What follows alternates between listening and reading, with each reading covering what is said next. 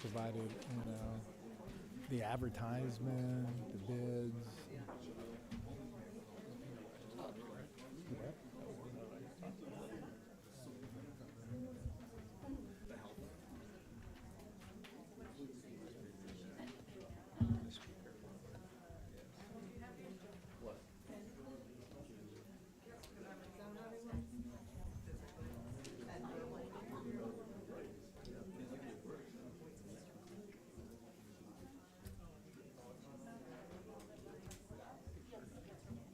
Well, a lot of wastewater.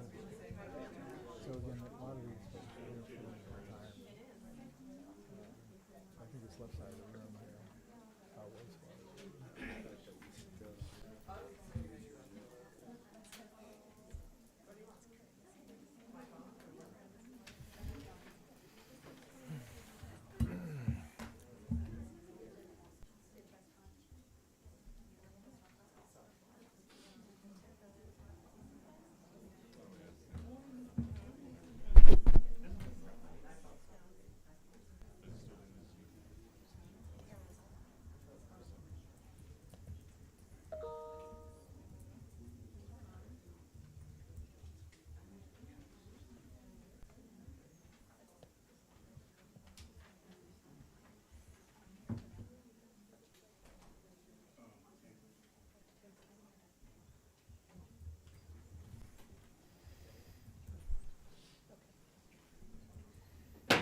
Call this meeting to order. Ask everybody to please stand for the pledge. Parents, please lead us.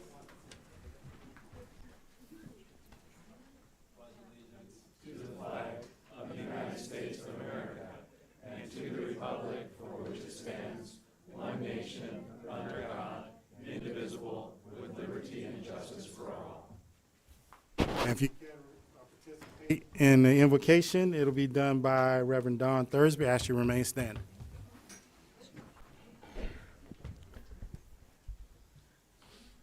Let us pray. As we gather, Lord God, outside, it seems like we're being teased by the rain again.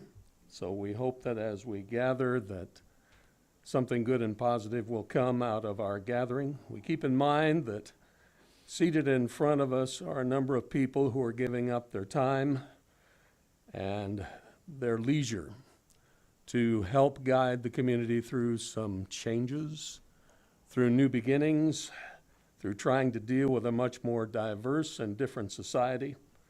And so we pray your blessing upon each and every one of them as they seek a common point of good for them and for the rest of us. For those of us who gather, there are a fair number of green sheets circulating, so this will be a meeting with some discussion. We pray that as we do so, that we will remember that all of us are human beings and that we are neighbors of each other, and as we deal with issues that are of great importance and sensitivity to each of us in our own way, that you will help us to find a way to share in that conversation with a sense of decorum, of respect for differing opinions, and that in the end we will come up with a new direction which will be to the best benefit of this crazy place in the high desert that we call home. Amen. Thank you. Roll call. Councilmember Scott, Here. Councilmember Mintz, Here. Councilmember Klink, Here. Mayor Pro Tem Bildering, Here. Mayor Wright. Here. All present. Thank you. There was no closed session. Any changes to the agenda? Okay. Announcements. These proceedings may be viewed on demand on the City of 29 Palms website at www.29palms.org. You may also live stream this meeting by going on our website and clicking on the meeting agendas link. Awards, presentations, appointments, and proclamations. I got a presentation, a proclamation for Michelle Bergey on her retirement from the district attorney's office. So I'm going to read it, and then I'm going to come down there and present it. It says, City of 29 Palms Proclamation recognizing Michelle Bergey. Whereas Michelle Bergey, a resident of the City of 29 Palms, has served the Morongo Basin community as a sworn deputy district attorney since May of 2012. And whereas before serving as a sworn deputy district attorney, Ms. Bergey spent her time as a teacher in the Morongo Unified School District. And whereas she has devoted the bulk of her professional life to public service, and whereas she has prosecuted hundreds of cases, including high-profile crimes such as murders, abusers, child molesters, and rapists, and whereas DDA Bergey has a part of the District Attorney's Senior Deputy Program reserved for the best and most highly qualified prosecutors, and whereas DDA Bergey took a great interest in those whose criminality is driven by a mental disease, disorder, or drugs with a focus on helping them to better themselves. For the better part of a decade, she served as a DA assigned to the community's treatment courts. She has seen many successes during this time, helping those return to society as good, productive citizens and not stuck in the harsh cycle of drugs, crime, and prison stays. Now, therefore, be it resolved that the City Council of the City of 29 Palms does hereby recognize Michelle Bergey for her commendable commitment and outstanding contribution. In honor of Deputy District Attorney Michelle Bergey's retirement, we call upon the residents of 29 Palms and the Morongo Basin to acknowledge the faithful and dedicated services which she has performed over the years. The City Council of the City of 29 Palms offers our best wishes for continued success and happiness in the future. Dated this 8th day of August, 2023, and it's signed by me.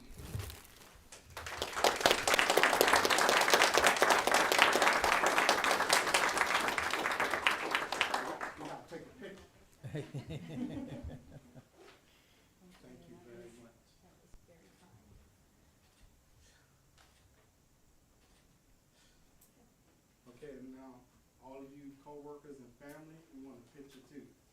Come on up. Do you want me to go up for you?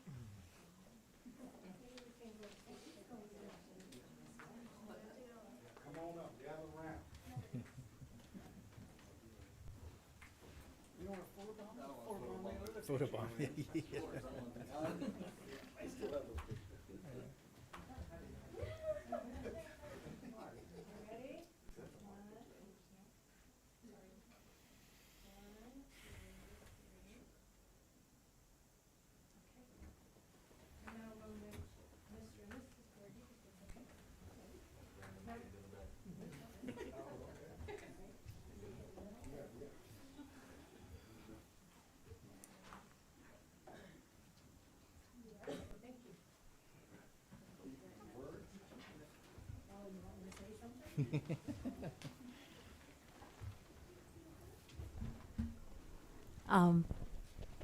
Is it on? Okay. All I can say is it's been my honor and my privilege and my joy to serve not only my neighbors here in 29 Palms, but the greater Morongo Basin community. It's been an amazing, amazing life and an amazing career, and I thank you very much for this. This is really very nice and sweet. Thank you.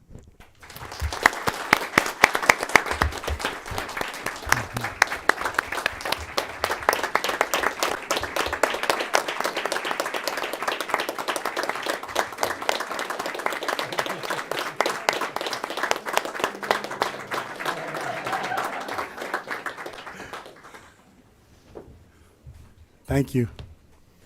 All right, next we have introduction of city's newest employees. So Rick, I see you first, so yeah, maybe come up. Yeah.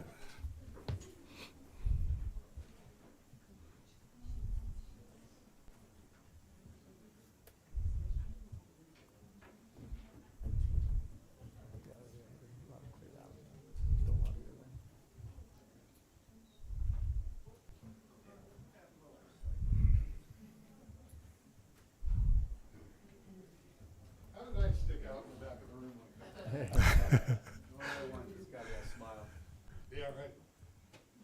Hello, council members, Mayor Wright. I would like to introduce you to the city's newest employees for Palms and Paws.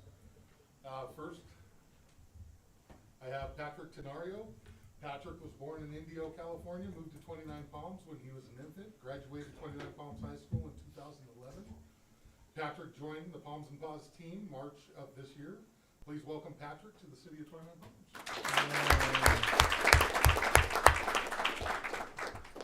Next, I have Clayland Shapley, born and raised in San Antonio, Texas, moved to 29 Palms January of this year to join her husband, which is a Navy medic on base.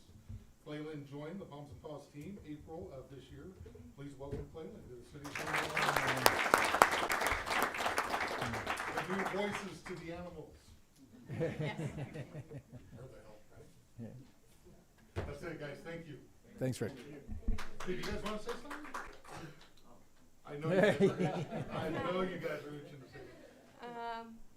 Even though I'm pretty new to the city as of this year, never left Texas ever before in my life.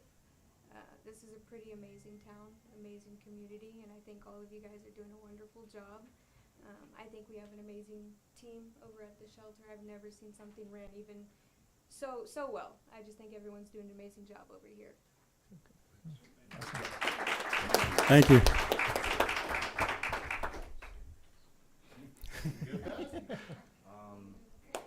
See a lot of familiar faces. Grew up out here. I actually grew up in the house behind Rick, so I know Rick pretty well. And you guys are doing an amazing job, and it's nice to meet everybody. Thank you. Love the shirt. Oh, Thank you, guys. thank you. Yeah, you didn't know Jesus was a body, right?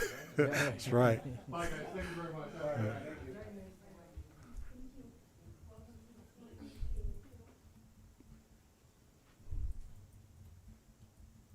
Good evening, Mayor and council members. Next up is the Recreation Department. This is Amy Tessier. She joined the Recreation Department team in March of this year, and she is here to give a brief introduction. Good evening. Thanks for having me tonight. I want to thank you for this opportunity to work for 29 Palms. I moved here about 12 years ago. With my husband, we bought a homestead cabin out in the unincorporated area of 29 Palms, and we've built it into a beautiful desert oasis. We have 4 boys out there that we're raising, 11. I have a 9.5-year-old twins and a 5-year-old. I have a background in sport management, and it's been a pleasure to work for the city so far. I look forward to doing a lot more with the Parks and Rec Department, as I've worked for professional sports teams in the past. Since there's no professional sports teams in this area, Parks and Rec is where it's at, and I really look forward to working with all of you. Thank you. Thank you.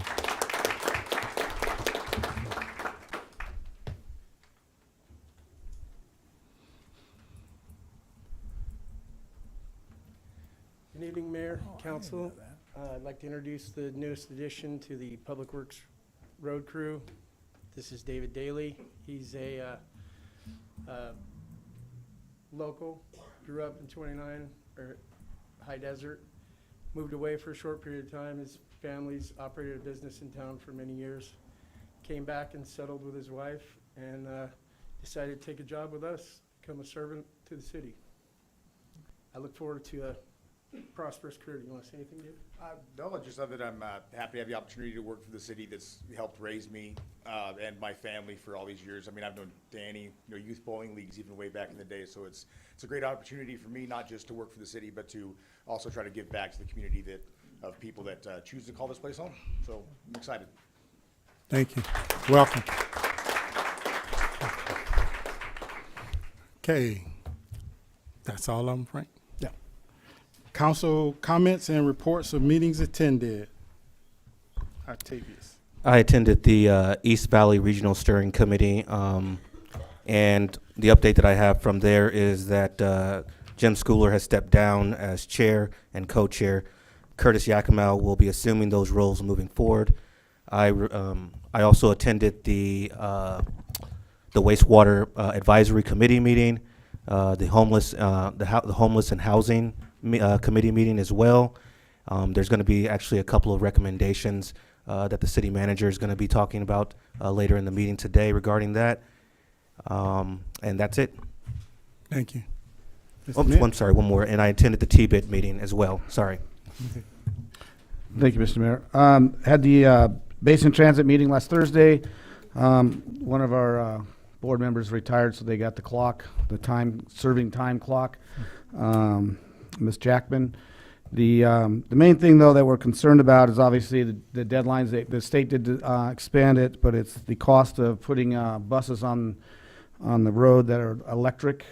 They're only getting like 100 and some miles right now, and some of our buses travel hundreds of more than that per day. So it's going to be a concern for a lot of busing companies, but ours, we're just a little one. So we're going to see what we can do. And then we did have a meeting for was it for Events. the events? We had an events committee meeting. So other than that, thank you, Mr. Mayor. Thank you. Mr. Klink? Thank you, Mayor.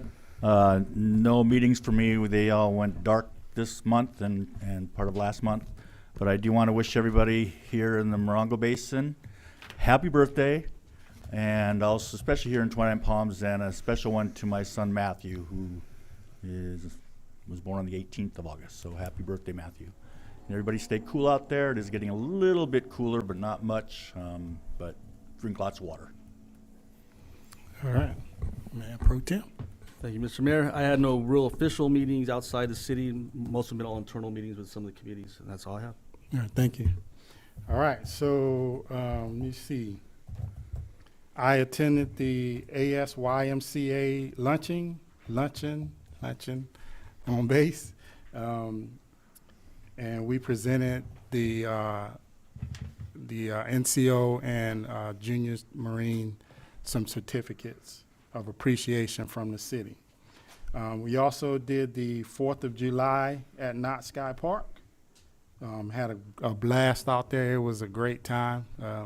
Pretty good. Also attended the General's Change of Command. And we did a ribbon cutting at corner of 62 building. There's 2 new businesses in there. And then, of course, we had the Basin Transit meeting last Thursday. And just want to remind everyone about there are a lot of school giveaways going on coming up because we start school on the 21st, and so there are a lot of them going around. I know there's one on the 10th in Lucky Park at 7. There's one on base on the 16th, and then there are a few more. So just keep your ear to the ground, read the newspaper, listen to the radio. I'm pretty sure they're going to be announcing it, but so we can help our kids get prepared for school and that kind of stuff. And then also want to say welcome again to all the new employees that are in the city, and that's all I have. All right, so let's move. Consent calendar. All matters listed under the consent calendar are to be considered routine by the City Council and will be enacted by one motion in form listed.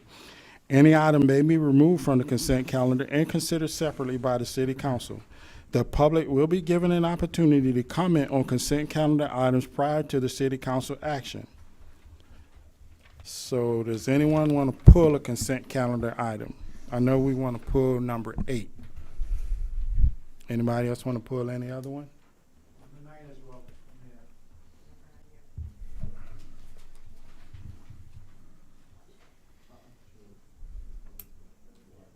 Okay, number 8 and number 9. All right, so I'm looking for a motion for the rest of them. I move that we accept the consent calendar. I abstain from number 7, possible conflict of interest. That's still Project Phoenix bond money. I'll second. Roll call. Councilmember Mintz, Aye. Councilmember Klink, Aye. Councilmember Scott, Aye. Mayor Pro Tem Bildering, Aye. Mayor Wright. Aye. Approved 5-0. Okay. So number 8, community events grant. Thank you, Mr. Mayor, members of the council. As the council will recall, through the budgeting process, the city allocated $50,000 to community events.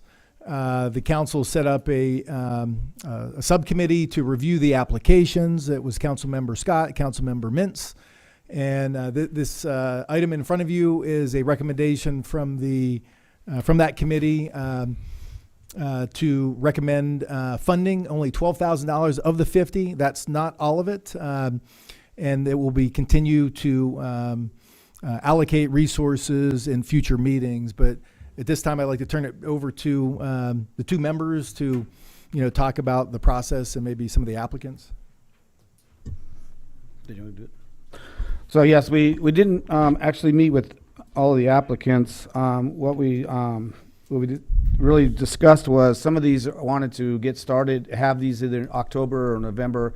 So we really wanted to at least address the ones early on. Obviously, the book festival was last year. They did that. The gentleman did it last year. He's wanting to make it bigger and better this year. And then the Spellathon, that is the one that Debbie did. That was from the library, and she's obviously looking to make it bigger and better. And then the Poetry Slam, it is a new event, right? I see Sandy. That's a new event, isn't it? It is. We've Yep. just done small readings. Okay, so yes, it's that one is obviously their budgets were larger, and then this I guess that'd be the Kitchen in the Desert. Is that or Afrolab? They're asking for 5,000. They want to do a large event. We decided on 5,000. We didn't fund everybody's whole budget, because if we did that, we wouldn't have any money left. We also met with the T-bid subcommittee, Councilmember Scott and I, and we addressed that we were asking them for additional funds. So I guess from the council, we're asking, is that something you want us to pursue with the T-bid, ask them for some of their funds to help with these events, or ask for more events, bigger events? Is that the consensus? Do we have to continue along that process? Okay. Yep. I see a lot of heads shaking. Well, I knew you did. You were with me. Yeah. So yes, we both agreed that, if we could get some of the T-bid funds, we could actually make these either fund more events or make some of these events bigger. So that's basically what we had. Okay. All right, so we need open up for the public. Nobody from the public? Bring it back. Looking for a motion. Move item number 8. I'll second. Roll call.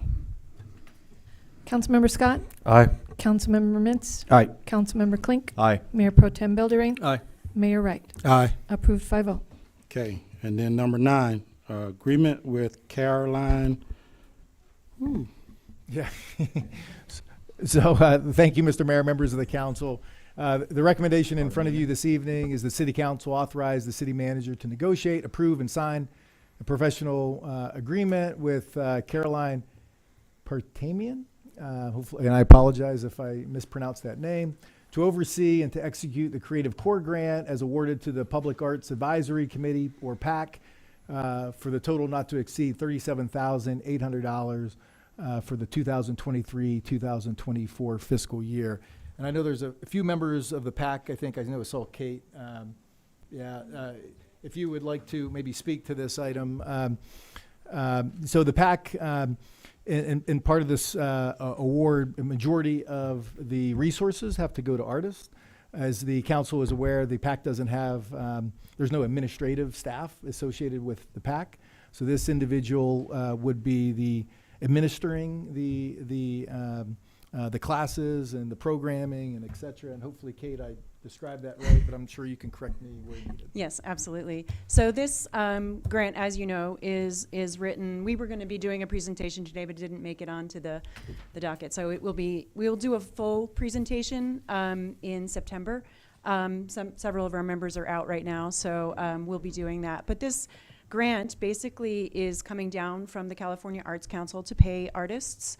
So 80% of the grant money, so $80,000, needs to be paid directly to artists. So Caroline Partamian, which you did pronounce it correct, is she's an artist, and she does a lot of creative work, but she also puts together events as well. So events that have happened in the park, events that have happened at the Harrison House. She's an incredible organizer as well as an incredible artist. And so this $37,800 is coming directly from the grant, and that will pay her to do organizing from developing our mentorship program, which is a way that we're going to be growing the creative leaders within 29 Palms, which is an incredible opportunity that we have. And she will also be hosting and running the workshops and being the one in charge of the workshops and working with all of the artists that we are hiring to run the workshops. Her job is pretty vast. She'll be working with our graphic designer and with our documentarian, all of which you will hopefully get to meet and get to know better. But she's an incredible person and an incredible artist, and I would ask that you please say yes to hiring her on. Thank you. Thank you. Any questions? Yeah, if you have any questions. Okay. Thank you. Open to the public. Vino.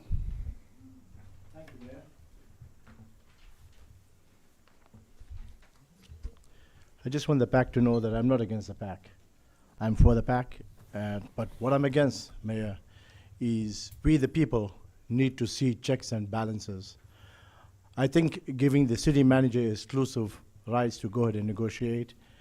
You know, I question the Lucky Park pool cost, and I'm very disappointed that I filed a request on June 14th. It needs to be related to Okay, related to this. So basically, what I'm saying, Mayor, is that our council needs to put checks and balance, not leave stuff just to one person to exclusively negotiate and sign documents. and That's oversee why the he payment. brought it to us, because it's beyond his limit. Well, in fact, since you talk about beyond his limit, in fact, I think his limit is $25,000. Am I right? Yes. And when the T-bid issue came up, even though we said not to sign on the servitors, he spent the $7,000 of taxpayers' money on the servitors. That's what I believe. That's is on not the road. related to this. Okay, but take those things into consideration, Mayor. Thank you. Yeah.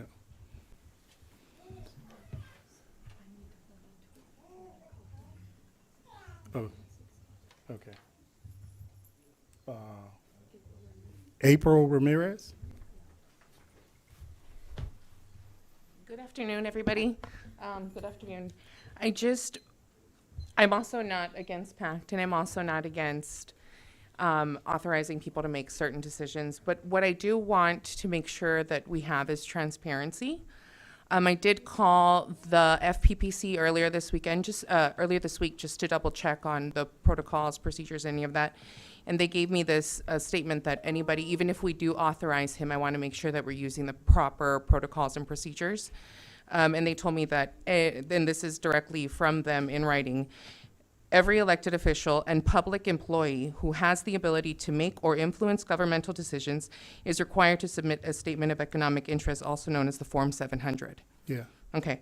If we're going to authorize him, Mr. Lucchino, to do this, then I would like to make sure that he also submits a Form 700. He does. Okay. It wasn't available on the website, so that's all. He has one. We all have one. I'll be providing those to you. Okay. Thank you, ma'am.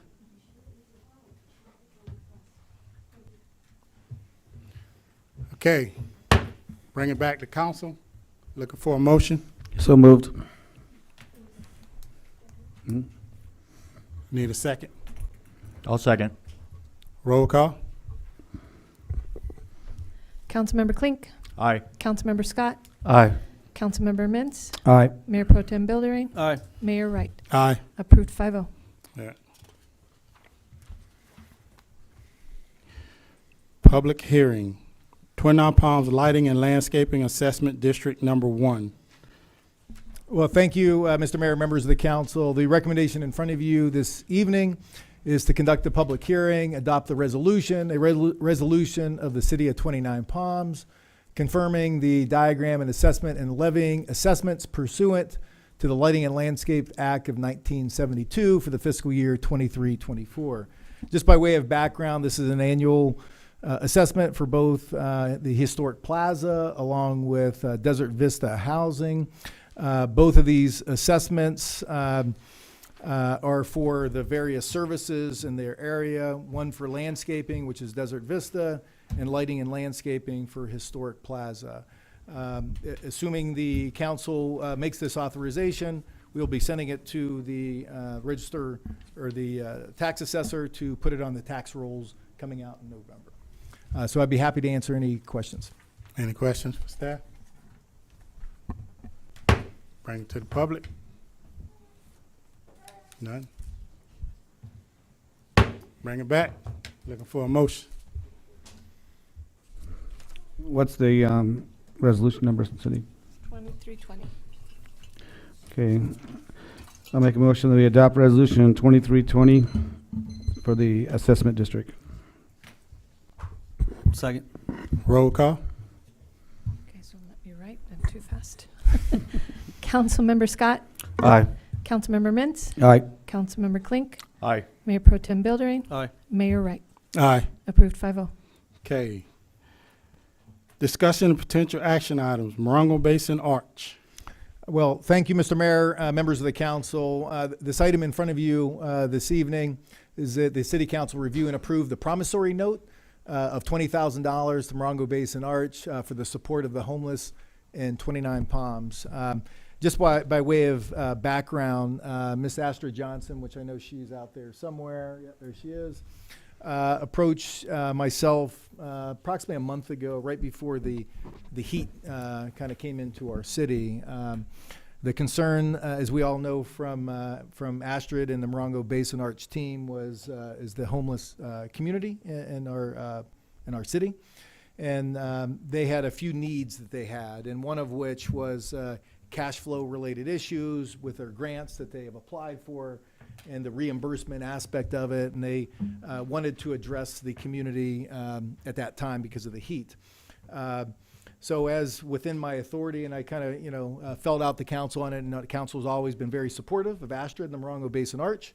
So under my authority, I gave her the $20,000 under a promissory note, bringing it to the council for confirmation of that and any other actions that you may want to take.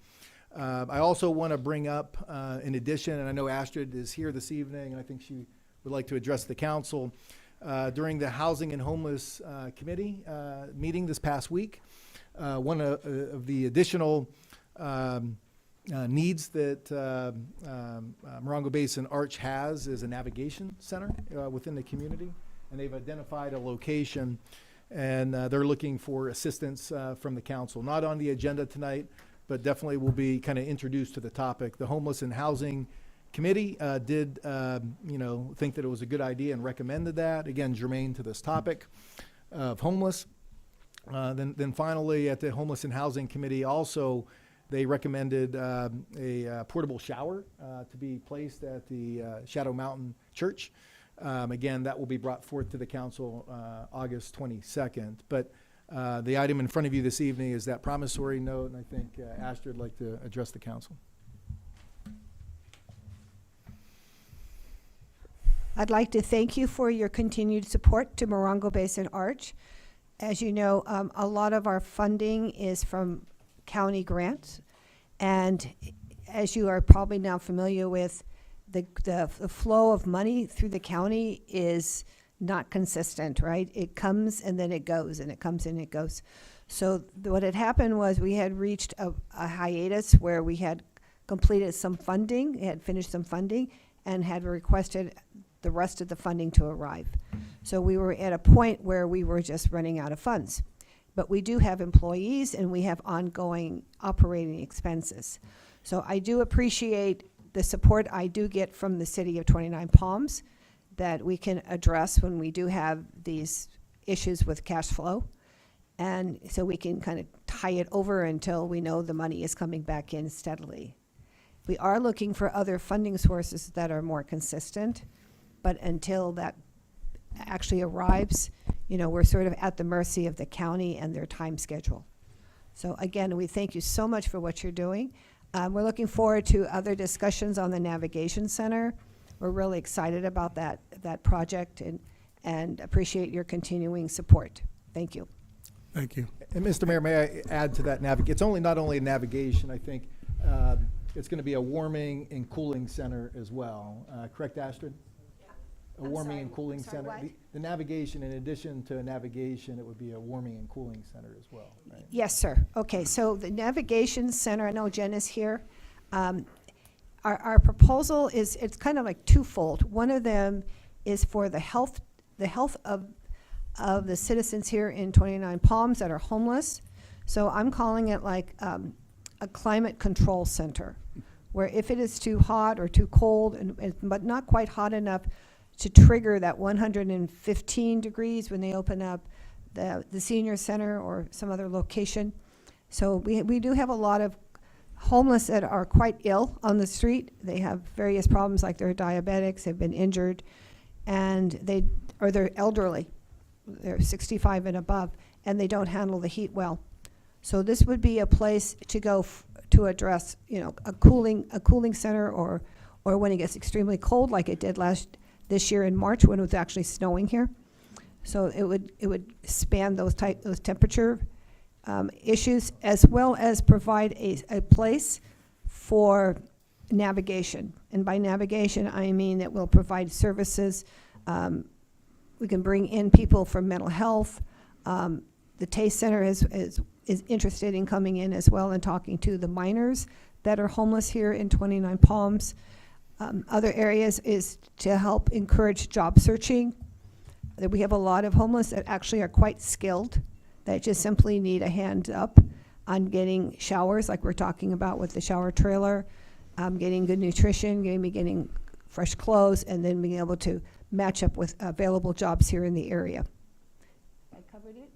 You want to say more? Okay.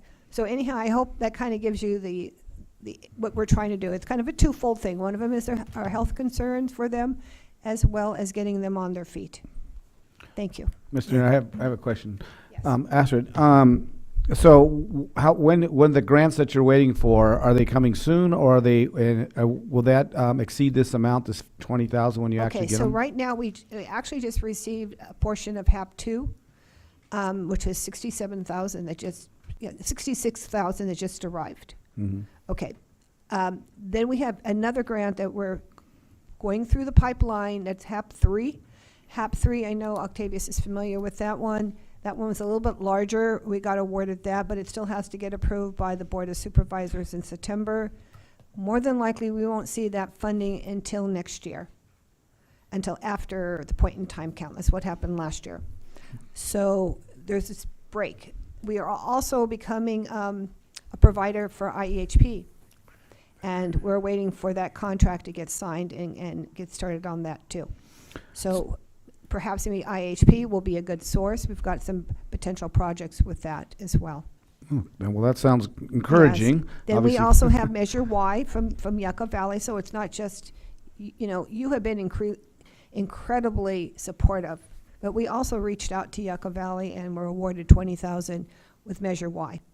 So Measure Y in Yucca Valley is helping take care of our Fortuna project, which is an emergency shelter that covers everybody here in the area. So it houses men and women on either side, but yes, it's supposed to be mainly for Yucca Valley, but we have people that migrate, 29 Palms people, homeless, do not necessarily stay here. They might go to Yucca Valley comes here, they go back and forth. So I guess, so if you paid, since this is a promissory note and you paid it back. We intend to pay you back. We did that last time. Yeah, well, I know. But so I guess, because what my thinking was that if you paid it back, then if you needed it later on, like in 2 months, 3 months, then it would be readily available to do another promissory note to another grant comes in. So that's, I guess, where I'm going with that. In other words, it would help you out Yes. each time you needed it. Yes. So, okay. And then you have to also understand, when I talk about all this money, it sounds wonderful, but the money is allocated. You all understand that. So the money is allocated to certain expenditures only. And like you and the city council, I don't know, I've had to learn to predict an outcome a year in advance. So what that means is that I'm looking at all the funding, I'm looking at all of the potential needs of the community, and I know this money is going to be arriving about a year from now. And so when I distribute the money into the categories, they are locked into the categories. Once they're locked into a category, it takes Sacramento to change it. So So when we say, oh, you've got 67,000, but it's about 67,000 that's in specific categories that can't be moved, if that makes sense to you. So what I mean by that is that we have 4 categories generally. One of them is street outreach. One of them is emergency shelter, which also covers operating expenses in our navigation centers. Then we also do arrears. We do homeless prevention, where we help people that are getting like a pay or quit or something like that. And if we can step in and prevent that from happening, we keep them from becoming homeless. And then the 4th one is rapid rehousing, which we just rapidly did. I just did a rapid rehousing case where I helped somebody, actually a small group of people, move into a home, and I paid part of their deposit. So Arch is very broad in what we try to do, and so the money that we get allocated is very specific to a particular program or a particular location. Like I said, whatever money you give us is uniquely 29. What Measure Y gives us is uniquely Yucca Valley and their surrounding areas. So I hope that helps explain our restrictions. Thank you, Esther. Okay. Thank you for all you do, by the way.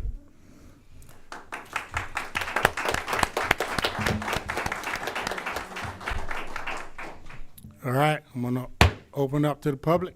Got any green slips? You're out of grade slips. Oh, okay. Can we get some more? Out of green slips. Or else you won't be able to hear what my thoughts on what these things are. Awesome, thank you. Do you have any blank? Bringing it back. Do you have a blank one by chance? Okay, looking for a motion. I have a question. This is a promissory note. I was thinking maybe one time we can just let the note go by and just give them the $20 so that they get $20,000. Don't have to pay it back. They do need the money. It's you'll be giving back. She'll have to be giving us back $20,000. So just maybe this time, just let her keep the $20,000 and use it. It's hot. I think what my colleague is saying is a really good idea. We're in a crisis right now. Every time I walk down my neighborhood, I just see homeless encampments everywhere. And I was walking by the 7-Eleven, and I did come across a lady who appeared to be almost passed out, who was diabetic. These services are important, and so I know Astrid does great work. I'm on the committee with her at the East Bay Valley, and her team and her staff do great work. I'm on the committee with her at the East Valley Regional Committee, and so I think this is a good idea. Could I ask Astrid one more question? Yeah. Astrid, when we give you this money, can you use this money unrestricted then? So that, in other words, okay, so that's actually kind of like what we do with the CGB grant money, because they put so many restrictions on us. That's what we did. So if we give you this 20,000, you're actually able to use this. It's unrestricted. Okay. Okay, and so if anybody is concerned about how is Arch paying things and how we're doing this, we do work with RERIC. RERIC is handling our taxes, RERIC is handling our payroll, and RERIC is going to be our bookkeeper. So we want to make sure that everybody understands our transparency with a nonprofit. I know it's extremely important to have transparency. If you got to have a conversation, can you take it outside? Because you're interrupting. So I just want to reassure everyone when they're donating money to us or giving us money, that we want to be very transparent on where the money is going. We have multiple accounts, and actually we have an account that says donations in it, and that is unrestricted. Well, that's where I'm going to. Trust me, I'm not questioning where your money is going at all. I was Okay. just trying to clarify so that when we vote on this, it's unrestricted money. That's Right. where I was But going. just in public record. Okay, well- Very much the public record, because I do know, in the past, nonprofits have had issues that we really do strive to be very, very transparent so that everybody knows what is going on. Well, we appreciate that. Especially like East Valley Regional Steering Committee, I do reports there too. Okay. Thank you. And Mr. Mayor, Council, so you have allocated $75,000 for homeless and housing related issues. And so you have the resources, if you so choose to grant it, that it would come out of that budget amount. I'm looking for a motion then. I'll make a motion that we donate the $20,000 to Arch, no payment. And, you to know, pay maybe, back. you know, grant the funds. Grant, okay. I And have do one not have question. to give it Are back. we able to increase that amount? Yeah, I mean, you have $75,000, you know, available for the homeless and housing. And the reason I ask that is because I know that other item is coming up on a future agenda item, but if these are unrestricted funds, she can use it on whatever, you know? And so it might make sense to just make that move today. No. No? I don't agree with that. And the reason I don't is because I would like for the homeless committee we have to look at other organizations working with Orange. Because we have other organizations that are doing some things and it don't do good to duplicate. You're right. Understand. I'll second Councilmember Klink's motion.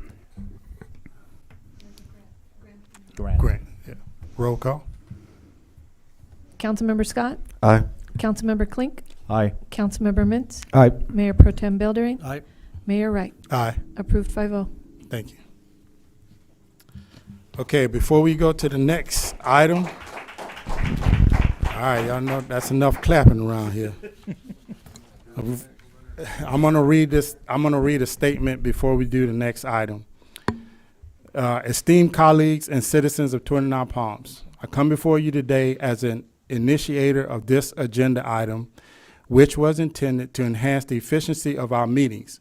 Upon careful review of the example presented by our dedicated staff and subsequent moments of reflection, I respectfully request a withdrawal of this agenda item. To my esteemed fellow council members, I extend my sincere apologies if my intentions were misconstrued as an attempt to curtail or regulate our expressions or actions. As elected representatives, we stand as the voice of our esteemed citizens, and my intent was never to interfere with this fundamental duty. I deeply regret any misunderstanding that may have arisen from the presentation of this agenda item. To the cherished residents of 29 Palms, I offer my heartfelt apology for any unintended implication that I sought to hinder or impede our council members from dutifully representing your interests. My commitment to this city and its citizens is unwavering, and my sole desire is to work for the betterment of our community.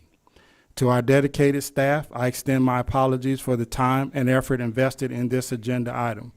I acknowledge the precious nature of your contributions and the importance of directing our collective energy towards the pressing matters that demand our attention. Thank you for your diligence in addressing this issue. I humbly propose the withdrawal of this agenda item pending the council's concurrence. Instead, I respectfully suggest that our capable staff assess our parliamentary procedures to ensure that we are exemplifying the higher standards and we are setting the example for our subcommittees to follow. I express my gratitude for your time and consideration of this matter, and may you all be blessed abundantly. With utmost respect, Mayor Wright. So I'm requesting that we withdraw this agenda item. Second. And that's it, right, Frank? That's it. Well, you know, I think Councilmember Mintz was the person who seconded the future agenda item request. I'll withdraw. Yeah, so if you two, yeah. Yes, absolutely. All right, thank you.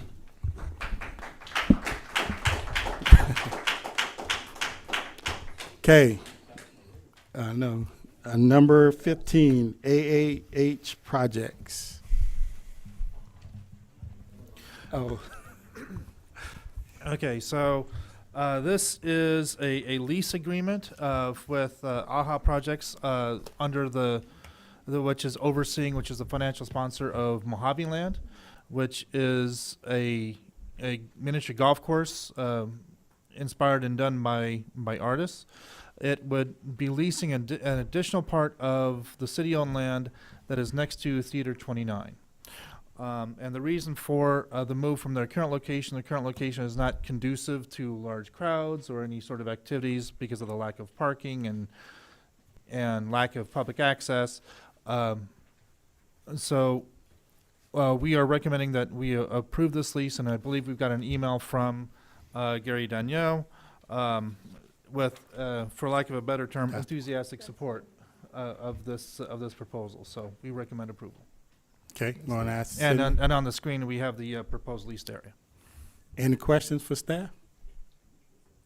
Okay, Sydney. So I have another one from someone that's, it's Margaret Cowan and Greg DuPont. I am writing in support of the consideration for the Sullivan Road lease agreement with AHA Projects. I have visited Mojave Land multiple times and find it to be a wonderful local treasure. It gives families a safe place to play together, to be active and creative. Children are not only playing miniature golf, but also becoming engineers, artists, inventors, and leaders. By doing this locally, our dollars continue to be spent in 29 Palms, enjoying a lunch out or celebratory ice cream after a day of golf. Relocating this amazing facility will not only expand the experience by having improved access, parking, and the possibility of upgraded restrooms. Theater 29 already acts as a cornerstone for performing arts in the community. Seeing these two facilities together would be beneficial for art, culture, and learning in 29 Palms and the entire Morongo Basin. Thank you. That's it. Yeah, and I'm not sure, because I think Ms. Stump mentioned that AHA Projects principal may be at this meeting. Is that, no? No, okay, so they're not. No, the AHA Projects folks, okay. Okay, I'll open up to the public. Got any green slips? Bring it back. Looking for a motion. I still have, I have a question on this real quick. Oh, sorry. I'm all in favor of it. However, I know that area was supposed to be used for Pioneer Park. Yeah. Is there enough room still on there to continue forward on Pioneer Park? So she, so Ms. Stump is aware of that development and understands that if and when that develops, that she would have to relocate. Okay. I make a motion then that we accept the lease for AHA Projects at 73637 Sullivan Road. I second that. Roll call. Councilmember Mintz, Aye. Councilmember Scott, Aye. Councilmember Klink, Aye. Mayor Pro Tem Buildering, Aye. Mayor Wright. Aye. Approved 5-0. Okay. Resolution approving Second Amendment to franchise agreement with Burtech Waste and Recycling Services. Yeah, Mr. Mayor, members of the council, City Attorney Munoz will be giving this presentation. Good evening, Mr. Mayor, members of the council. What you have before you is an amendment to your existing trash franchise to address issues that were imposed by the state as part of something called SB 1383. SB 1383 has been in the works since literally 2016. It's taken a long time for the state to both finish the adoption of the regulations that went along with it, as well as programs and other implementing strategies that went along with it. So it's just really been a long time coming. Unfortunately, we're a little bit behind the 8 ball at this point. It's taken us a while out in the high desert to catch up with just the ability to implement the programs that are required. And just by way of super high level summary, the regulations are literally 129 single space pages long.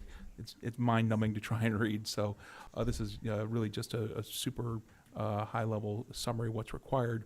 But the key points are that residences are required to have programs to recycle. I'll use the term recycle. It's not technically recycling, but to keep food waste out of landfills. Businesses are also required to have those kinds of programs. And in order to accomplish that, what's being proposed in the new amendment is that all residents will have a 35-gallon cart, which is a pretty small size trash can delivered to them that'll be picked up as part of the regular process where trash is picked up. Businesses will also be required to have organic waste recycling. That occurs through either carts or bins, just depending on what their needs are. Currently, not all businesses are participating in the recycling program. So if you think of trash as what you think of as refuse, just your regular trash. And then we now have food waste, but also your recyclables, your papers, cans, things like that. Under SB 1383, the city's required to mandate that everybody have a source-separated 3 waste stream collection system. So one of the things that we had to do that we did about a year ago is we adopted an ordinance that the state made us adopt that gives us the ability to enforce that. We literally are going to have to be the trash police at some point in time if people don't participate. We're hoping that won't be the case. And the way that we put this contract amendment together, there's a really heavy emphasis on education and outreach to try and make people understand what's going on and what the requirements are, what their obligations are under the law, so that the city doesn't have to get involved in the enforcement business if we can avoid that. The cost for residential services in order to implement this program is about $7.34 per household. Burtech has offered to spread this out over 4 years to kind of make the pain of that a little bit less on our residents. So it'll be $2.10 for each of the first 3 years, and then $1.04 in the last year. And that's not just a generous offer, I would call it, on their part in terms of spreading the pain out. But bear in mind, every year they're entitled to a CPI increase on their rates. And so if they got the full $7.34 right now, their CPI increases be greater. By spreading this out over time, their CPI increases are lower. So there's really a double benefit to residents in terms of what rates will look like. The rates for the organic recycling for commercial businesses really are going to depend on what level of service it is that is required for any business. And so there's a chart of rates that you can see in the exhibit to the agreement. There is an opportunity for waivers for businesses that don't generate a specific amount of waste. It's called a de minimis waiver, or in cases where there's realistically space constraints where someone really couldn't have a container, which in 29 Palms is going to be unlikely that we'll face that. But there are waivers available for that. Burtech's going to be providing a lot of staff time and assistance to help us evaluate things like waivers. One of the things that has to happen is under this law is that you have to have an ongoing monitoring program to make sure that people are complying. And so the proposal is that Burtech's going to use a system where a couple of times a year they take all the waste that was collected on a route and they dump it on the ground somewhere, and they go through it and they figure out if there's an amount of food waste that exceeds what's allowed in the regular trash, or if the food waste is being contaminated by regular trash. It's super complicated. A lot goes into this. In exchange for all of the things that Burtech's offering to do, and for spreading out the kind of the pain of the implementation cost, they've asked for an extension of their agreement of 11 years that'll let them amortize their investment in the new equipment that they have to purchase. And they're not just talking about the carts that have to be purchased for residents, but there'll be additional containers that will be necessary for the businesses that have to participate, as well as new vehicles that will have to be purchased to be able to accommodate all this. So that's a very short summary of an awful lot of work, but the proposal before you this evening is to adopt a resolution that would approve the amendment to the franchise agreement that would implement the various things I just described. And just so the council's aware, we do have Burtech here. Mr. Frank Orlett is in the audience if the council, had any questions. Any questions? I actually have questions regarding the contract in general, regarding exclusive rights as it pertains to roll-off trash cans, I think they're called. And I was wondering if it would be possible to kind of remove that from the contract. Well, we couldn't unilaterally do that. You could certainly ask Burtech if they're willing to. The existing franchise agreement has a couple of years left on it, and that roll-off type service is included in the rights that Burtech already has. Well, just educate me on that one then. So that's just for us, but if another business goes to another company, they can use another company's roll-off, or they have to use Vertex at this time? Yeah, it's a franchise, so they have exclusivity. Okay. There are some exceptions to that. If a contractor has his own truck, and as part, like, you know, if you're getting a new roof, it's pretty common in the roofing business, when they pull the roof off, the contractor that's doing the roof will typically take, you know, haul away the roofing materials. If you're a contractor and you have a pickup truck and you want to take the waste material home with you and dispose of it yourself, you can do that. But we don't allow for competing solid waste businesses to come in and put roll-offs out or have any other kind of collection out. Okay, thank you for that. It's pretty common, by the way, in the trash industry to, when you have an exclusive contract, that the roll-off work would be included. I guess appreciate it. I wouldn't expect them to be Flexible?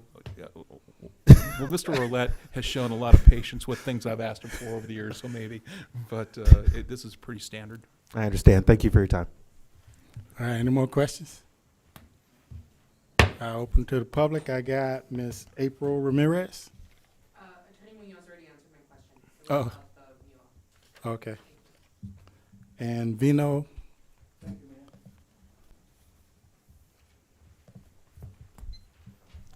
Mayor, in fact, I do quite a few projects in the area, and I think we really need to consider about the exclusiveness. Competition is good for business, and we are seeing it throughout our industry. Bottom line, when the time we happen to occur extra expenses, the consumers, people in the community end up paying for it. On my last project, I noticed that when I used the roll-off from Bergey, the cost to me was almost 30% more than what I could have used from somebody else. So I would appreciate if we have the alternative to use Bergey or somebody else if they're available. If they're not available, then yes, we'll use them. But totally exclusiveness, I think we need to think about it. Yes, they're going to invest a lot of money. I, as a businessman, I also invest a lot of money, and it's a risk that a business person has to take. Thank you. Thank you. All right, no more slips. Bring it back. Looking for a motion. Cindy, is this 21? Since the other one was 20? I have a couple of things I need to ask. Good old state of California, once again, has really given us no choice, but is there going to be a lot of smell from this? I mean, when you open up that lid to put some more organic stuff into that trash can, it's going to have a smell, just like wastewater. Well, I'd like to think it won't be like wastewater. Okay. I mean, this is part of the reality of what the state has imposed on us. We are required to have a system like this, and if you want to eliminate the possibility of smell, I suppose we'd have to have collection every single day. Yeah. And nobody could afford that. Right. It's just not realistic. So the Bergey has come up with a program that is pretty standard in the industry, and using the smaller size containers, we're limiting, I suppose, the potential for the accumulation of large amounts of organic waste. But it's just a reality of something we're going to have to deal with and be flexible as we, engage on this new program to try and address those kinds of issues as best we can. I mean, it's a real concern. Are the carts, are they going to have wheels on them for the elderly that have to walk a long ways up to the road? They Same have- as a trash can? Yeah, they have wheels and instructions. Oh, and instructions. Yeah. They'll be a lot smaller than what you're used to seeing. I mean, they're maybe half the size or even smaller than that. I mean, think about the size of like a trash can you might see in an office. It's pretty easy to move them around. And Mayor Wright is on the JPA, and I know they've been very intimate with this whole topic. So. Yes. Okay, I'm just asking questions. That's right. Yeah, you're gonna smell rotted meat and all that, so, yeah. Thanks. All right, looking for a motion. Well, I'll make a motion that we adopt resolution number 2321, approving the Second Amendment to the franchise agreement with Burtech in recycling, and also authorize the city manager to sign the Second Amendment for the amendment reinstating the agreement between the City of Twentynine Palms and Burtech. Need a second. I'll second. Roll call. Councilmember Mintz. Aye. Councilmember Scott. Aye. Councilmember Klink. Aye. Mayor Pro Tem Bildering. Aye. Mayor Wright. Aye. Approved 5-0. Thank you. Future council-initiated items. Anybody got any? Gotta get through this list. Yeah. All right. Public comments. This is the time for the public to address the city council on issues within the jurisdiction of the city council that are not on this agenda. All comments are to be directed to the city council and shall not consist of any personal attacks. Members of the public are expected to maintain a professional, courteous decorum during their comments. This is the time there is a time limitation of 3 minutes per person. If you haven't already done so, please fill out name and address slips and give them to the city clerk. The city council is prohibited by state law from taking action or discussing items not included on this printed agenda. Public comments on specific agenda items was deferred until consideration of that item on the agenda. And Vino, you have public comments on yours? No, I called you first. 'Cause I had your slip first.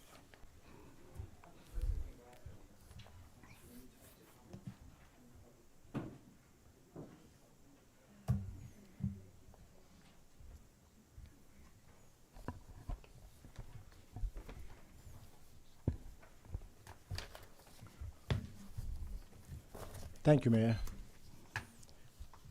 Mayor Pro Tem, council members, we, the people in our community, want transparency. I discovered on July 27th at the TBID meeting that the TBID had over 500,000 in reserves. Why was this not disclosed to us at the budget meeting in this chambers presented to the city council? When we ask questions, it is perceived by some as an attack on the TBID board members and staff. On the same day, I also discovered that the TBID director was hand-carrying ballot petitions without full disclosure of the ballot to selected hoteliers. Is this legal? I also learned last week that the 1 million grant the council gave to the developer for the 99 units next to the city hall, the property is not properly zoned for its use. In development, is it not true that everybody should follow protocol? Where is the transparency in the community? I just want to remind council members, if you all think that this is a small town and we are immune from state or federal scrutiny, how wrong? We should learn from other cities. Some of you have served for a decade or more. Thank you for your service. Please leave a good legacy. Do not leave us subject to our city and taxpayers to potential liabilities. We should learn from history on the last election. Our councilman, Scott Octavius, ran. In my opinion, he was an underdog and won because the electorate wants transparent representation. Thank you. Thank you. Joseph Carter.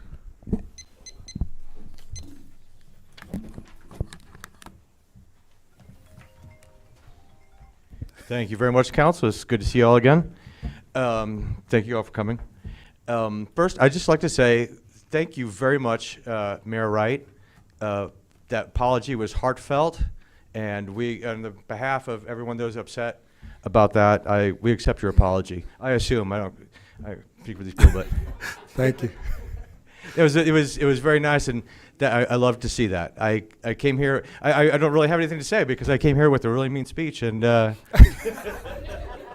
you like pulled that rug right out from under me. So thank you very much. I appreciate it.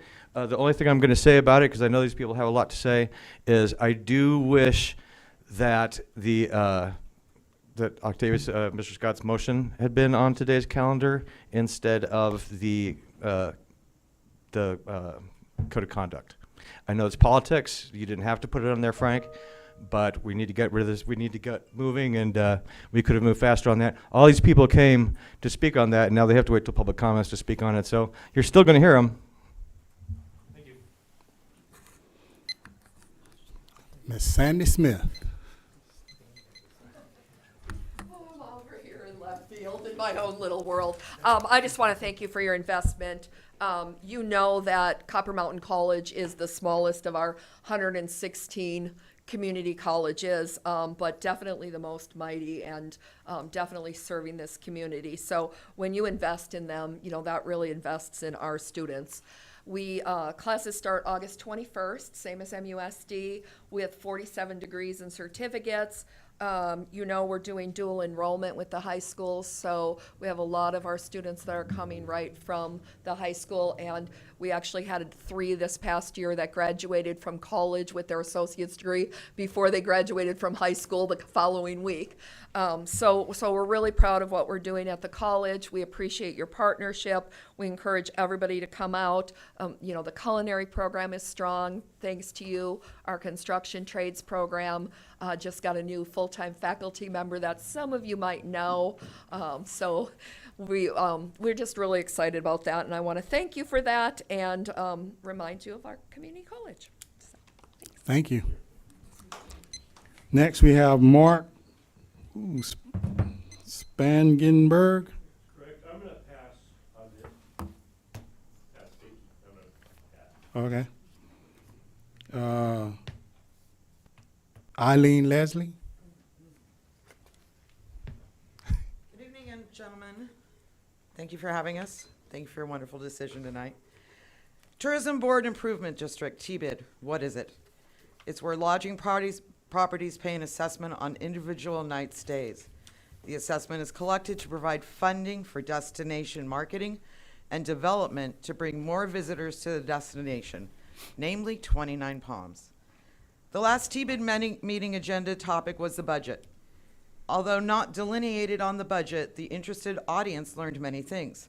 First, that there is $530,000 in reserves, $530,000. Second, the discussed budget proposed an increase to total salary to an amount equaling 50% of the anticipated income. Third, we learned that the proposed change to the 5-year plan petition had been hand-presented to one hotel. Also, when asked, the board could not answer whether any marketing plan had been successful in drawing any tourism to our city. It became apparent that their past expenditure revealed no key performance indicators or matrix showing success, failure, or progress. The survey was provided to the audience the morning after the meeting. Upon reading the survey, I learned that upon approval, there is to be an automatic increase of TOT fees by 0.5%. I have attended all meetings with regard to the 5-year plan change, and this was never mentioned. TOT income has increased over time. However, by their own admission, the board has no demonstrable proof that it is a result of the TBID board's efforts. There have been no great events. The marketing plan reads like a mission statement, and the Visit Twentynine website has no footprint. Unfortunately, all the discussion about short-term rentals has created an invisible line that has created opinions of, for, against short-term rentals. I've said many times in front of this council that the TOT money can best serve the entire community. Putting on major events will engage the entire community, all on the dime of the TOT income. Wouldn't it be nice to have an event that all of our local neighbors and tourists can enjoy, that people can just remember that they had a good time and have some Instagram pictures. Therefore, at this time, I would propose that TBID be disbanded and ask that it be put on the agenda, and/or in the alternative, deny the one-year reauthorization of TBID. Thank you very much. Next, we have Ms. Alice Lawson.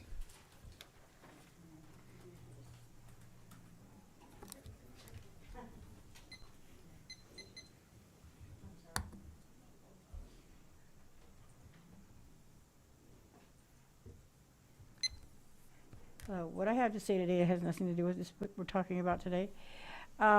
School's going to start in 2 weeks. And 3 years ago, I almost ran over a little girl over on Sun Valley and Hillside. She walked out because there's no, and I turned around and she asked me where the crosswalk was. The city gave a company to help get this done this year, and we still have no crosswalks where there should be, and the road needs to be fixed. And I'd appreciate it if somebody would take into consideration all these little children that walk to school and walk home, and how fast they drive down Sun Valley and they drive Sunnyvale. There are only one-way stops, and they have ran over, hit my daughter's truck and totaled the Vincent frame in it. There's another lady that lives down the street. Her car is parked in front of her house, and they came off Sunnyvale and slammed right into the back of her car. Do we have to have children get killed because of this? I mean, nobody wants to pay attention that there's no sidewalks. There's not four-way stops for the children. I'm glad you did make a four-way stop on Bagley and El Paseo, though. I'm glad you did that. But we need to slow these cars down. On the weekends, they go down the street they go over 25 miles an hour. 3 years ago, I mentioned that on Sunnyvale, there was no speed limit signs. Well, today, finally, one of the guys from the road enforcement, what do you call it, the people that fix the roads, they went over and looked for themselves. They have 5 on Sunnyvale, Sun Valley rather, and none on Sunnyvale. And people are supposed to know to slow down, stop. They don't do nothing. They actually speed up. I'm not the only one who has called the police to come out there because it's ridiculous. Are we waiting for someone to get run over? We have elderly sisters that walk the streets, go to the laundromat, the store. There's other people that walk this, can't drive. I'm not going to mention her name, but she also walks all over the place. We're waiting for someone to get hit by a car and say, well, now we can do something about it. That's not right. The people we gave the money to, the city gave the money to, should consider the fact that we're asking for this stuff. We should tell them what we want. We got a lot of nice signs, but no crosswalks. And I'll never get over that little girl asking me where the crosswalks were because she wasn't from here. And I could have killed her. I could have hit her. And that stays in my heart very heavy. And I think people should consider these children walking back and forth to school. Thank you. Thank you. Next, we have Ms. Cindy Bernard.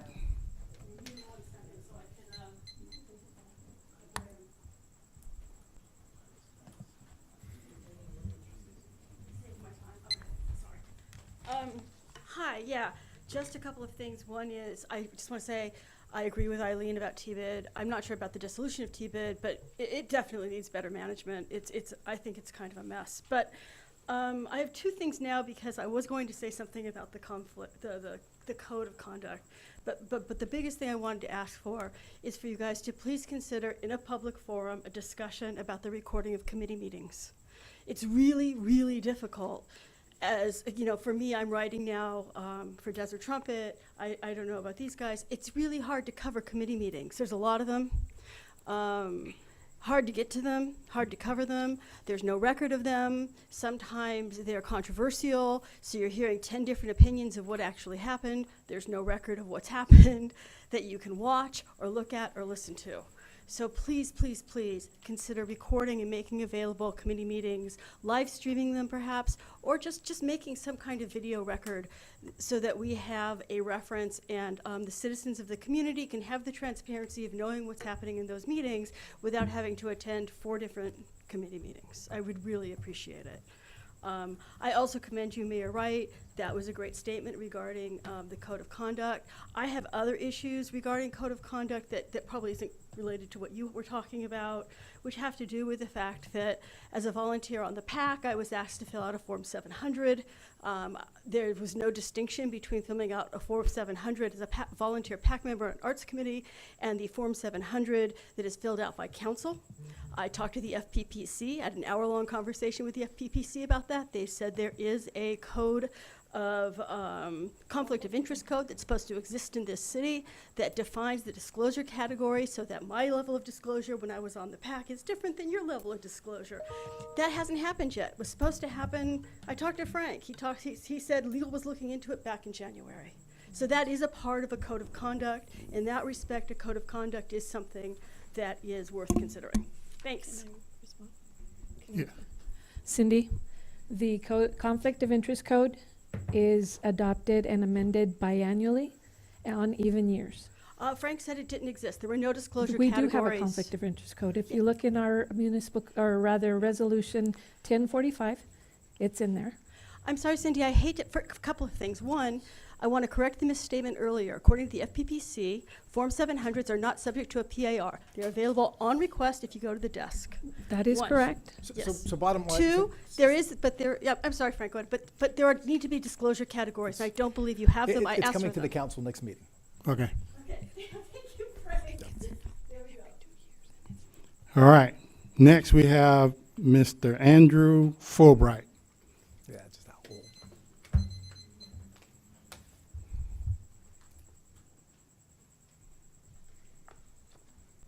Okay, I'm going to speak about something that I just learned about just this morning. It's not on the agenda. I was told it was supposed to be on the agenda.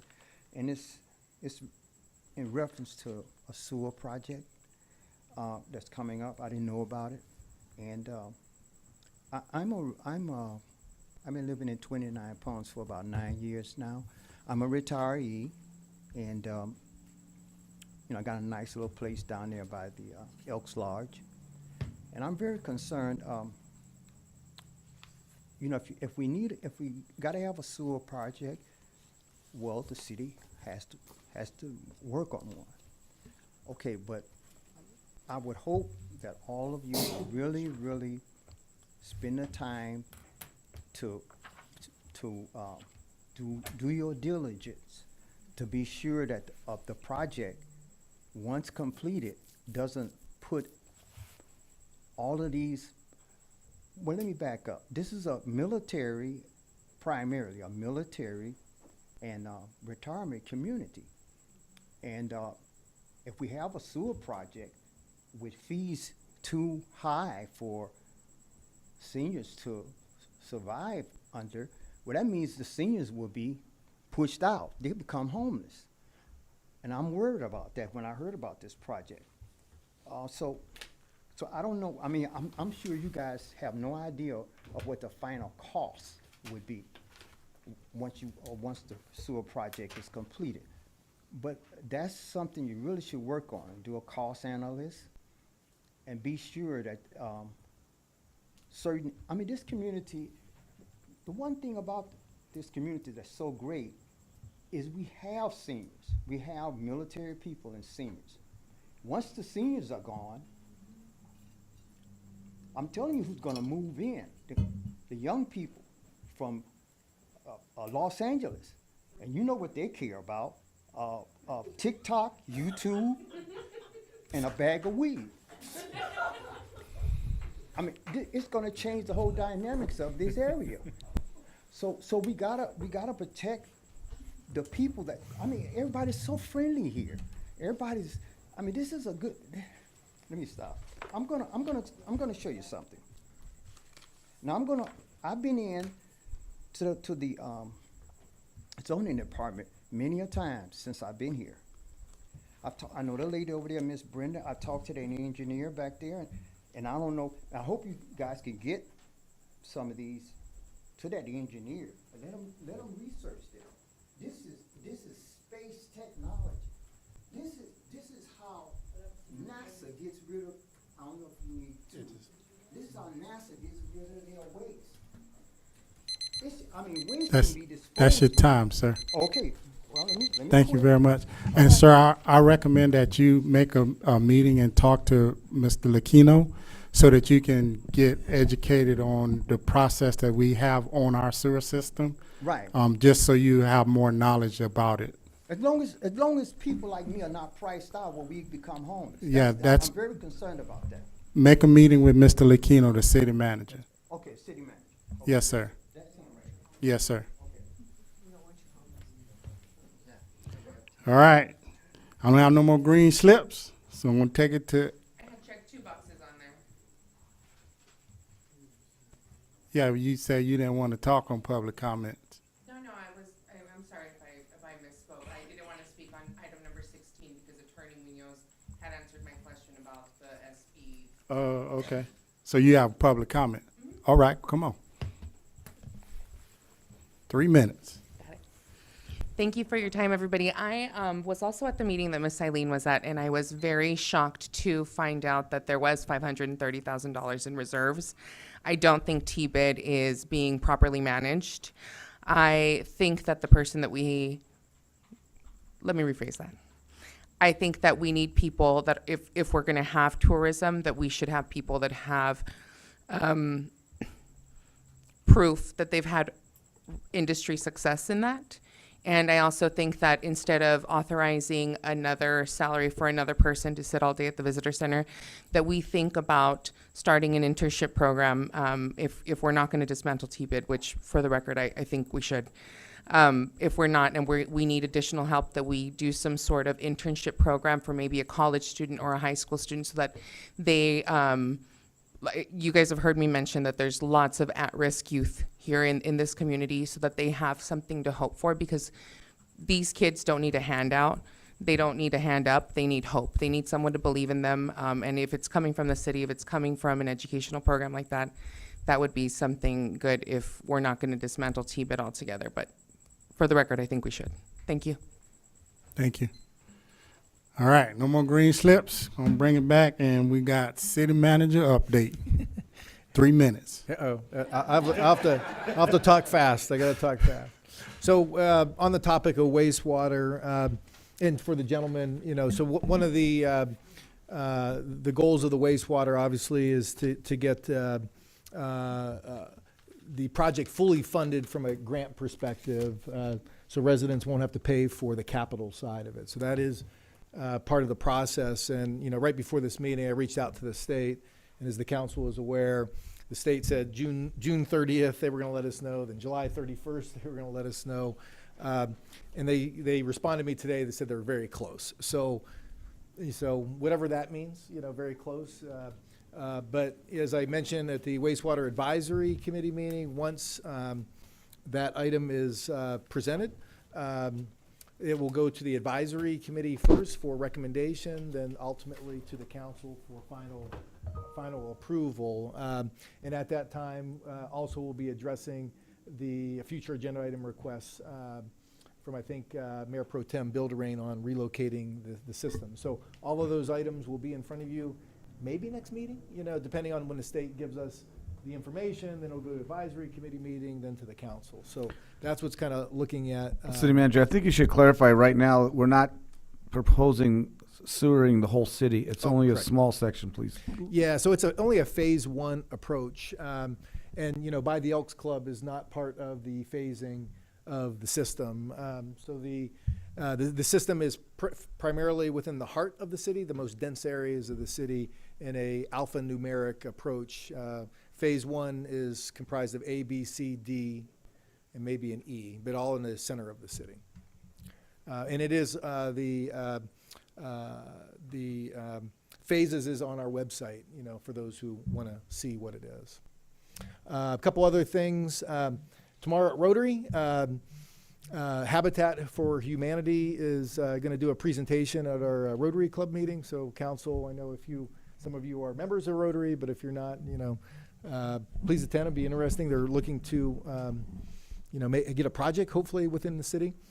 Also working with Cal Recycle and a local company on a grant program, a pilot program with Cal Recycle for mobile pickup for recyclables for the CRV side of it. So that's in the process. Development impact fees, finally, I think 2 years in the making, will be coming to the council meeting next meeting. That will be to replace the curb gutter and lieu fee, so that'll be coming to the next meeting. Can you expand a little bit on the Cal Recycle, please? Sure. Kind of went over my head. Sure. Cal Recycle has a grant program out there, a pilot grant program. So currently, if you want to take your cans, if you will, to collect CRV, you got to take it somewhere, right? And so they have a pilot program out there that, it could be mobile. So you're at your house, you call a number, you have an app, somebody will come to your house, pick it up, and pay you for those CRV fees. So we're pursuing, a grant opportunity with Cal Recycle currently. And that concludes my updates. I did forget to say, and I was supposed to say it, but I noticed that they left already. I went to a birthday party at the restaurant, Mara. It was delicious. That food was outstanding. So I just wanted to say that. All right. This meeting's adjourned.